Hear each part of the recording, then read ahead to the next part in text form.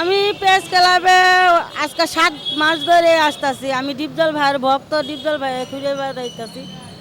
এরপরেও ডিপজল ভাইয়ের খুঁজতে খুঁজতে আমি ইলিয়াস কাঞ্চন ভাইয়েরও পাইছিলাম। ইলিয়াস কাঞ্চন ভাইয়ের আমি যখন ধরছি জাবরায়, তখন ইলিয়াস কাঞ্চন ভাই আমারও অনেক অপমান করছে, আমার ধাক্কা দিছে। তে আমি ইলিয়াস কাঞ্চন ভাইয়েরও অভিশাপ দিতে চাই না, কেন হ্যাঁ একটা কথা বলতে চাই, একটা ভিক্ষুকও যদি আসে তার সম্মান দেওয়ার দরকার। আমি তো ভিক্ষুক না, আমি তো তার কাছে কিছু চাইতে আসিনি, সাহায্য চাইতে আসিনি।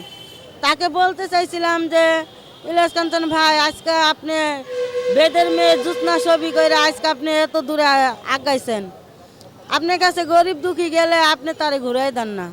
কিন্তু আমি তো গরিবও না, অসহায়ও না, আমি একজনের পাগল ডিপজল ভাইয়ের। তো আপনিও ছবি করেন, ডিপজল ভাইয়ের ছবি করে, আমি যদি আপনারে ধরি তাহলে ডিপজল ভাইয়ের কাছে আপনি অবশ্যই নিয়ে যেতে পারবেন।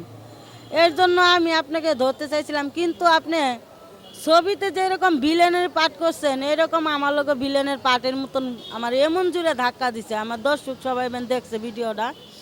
তো মনে আমি অনেক কষ্ট পাইছি, 5 বছরে যে কষ্টটা না পাইছি আমি একদিনে সেই কষ্টটা পাইছি।